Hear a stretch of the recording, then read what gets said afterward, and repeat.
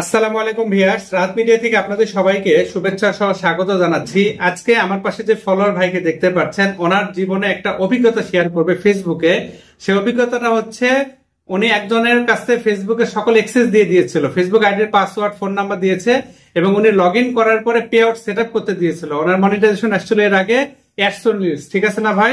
AdSense set up করতে দিচ্ছিল, কিন্তু সে কি করেছে, তার অ্যাকাউন্ট লগ ইন করে সম্পূর্ণ তথ্য তার নামে দিয়েছে, ভাইয়ের নামে কোনো তথ্য দেয় নাই, ভাইয়ের নামে পে আউট অ্যাকাউন্ট করে নাই। পরবর্তীতে ভাই তো বিপদে পড়ে গেছে, ইনকাম ভাই করে কিন্তু ওনার পে আউটে সেটা যোগ হচ্ছিল এতদিন।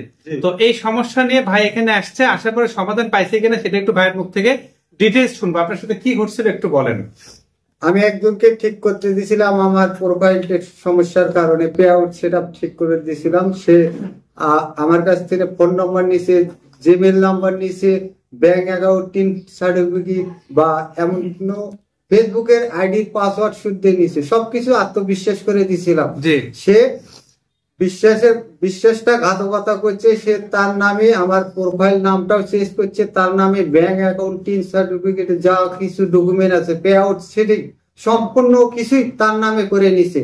কিন্তু এই ধরনের প্রতারককে আপনারা দূরে থাকবেন, কারণ যেখানে সঠিক কাজ পাইবেন সেখানে যাবেন। কারণ আমার ভাইটি খুব ভালো মনের মানুষ, আমি ঢাকা থেকে আসছি যে ভাইয়ের কাছে গেলে আমি সুপরামর্শ পাবো এবং সঠিক কাজটাই পাবো।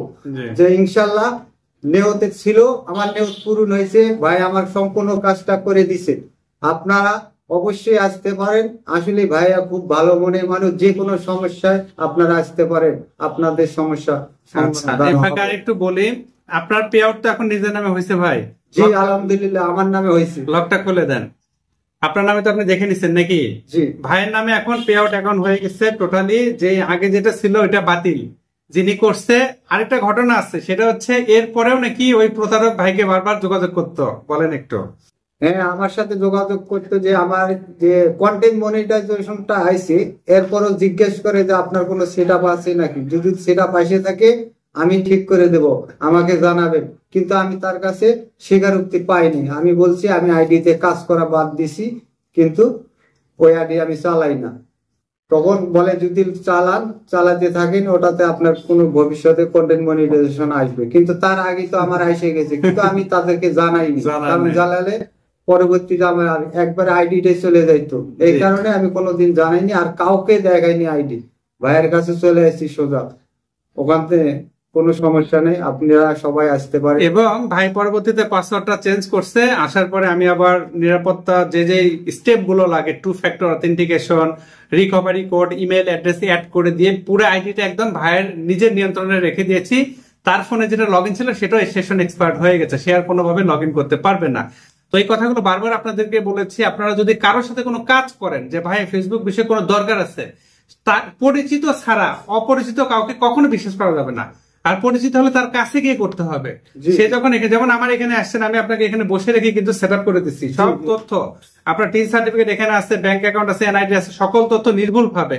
এমনকি ব্যাংক অ্যাকাউন্টটাও রিপিট করে করে কয়েকবার আপনার থেকে শুনে টিন সার্টিফিকেট ওকে করে দিয়েছে, আপনার নামে হয়ে গেছে এখন। ঠিক আছে, এইভাবে কাজ করবেন, কারণ প্রতারক অনেক আছে, কোনো ফেস ভ্যালু নাই, যাকে আমরা চিনি না, হঠাৎ করে সকল তথ্য দিয়ে যে ভাইয়ের আইডিটা কিন্তু গায়েবে হয়ে যায়। তো যাক, আলহামদুলিল্লাহ ভাই আইডিটা ফেরত পাইছে, পে আউটও নিজের নামে হয়ে গেছে। ইনশাআল্লাহ দোয়া রাখবেন আমাদের জন্য। আপনারা চাইলে চলে আসতে পারেন ফেসবুক বিষয়ে যে কোনো পরামর্শের জন্য। আমার ঠিকানা হচ্ছে কামদিয়া বাজার, রাহাত মিডিয়া, কামদিয়া বাজার, গোবিন্দগঞ্জ, গাইবান্ধা। সপ্তাহে 6 দিন অফিস খোলা, শুক্রবার বন্ধ।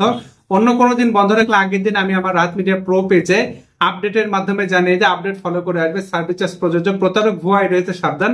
অসংখ্য ফেক অ্যাকাউন্ট হচ্ছে আমার নামে, আপনাদেরকে ইনবক্সে নক করতে পারে, টাকা পয়সা চাইতে পারে, দেখে মাত্র রিপোর্ট করবেন, ব্লক করবেন। আমি কিন্তু অনলাইনে কোনো কাজ করি না, আমার ইমো, হোয়াটসঅ্যাপ, মেসেঞ্জার নাই, সরাসরি অফিসে এসে সেবা নিতে হবে। ভিডিওটা ইনশাআল্লাহ বেশি বেশি শেয়ার করে পাশে থাকবেন, এই আশাবাদ ব্যক্ত করে আজকের মধ্যে বিদায় নিচ্ছি। আল্লাহ হাফেজ।